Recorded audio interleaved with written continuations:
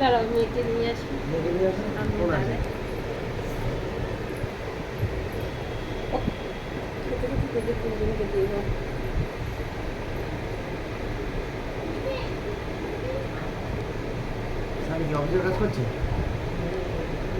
কালকে আমার সঙ্গে বাজারে গেছে না। মাম্মি এসিটা বন্ধ করে দিয়ে আসিস।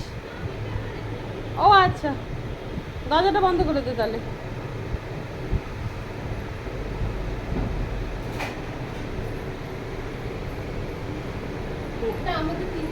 হ্যাঁ হ্যাঁ হ্যাঁ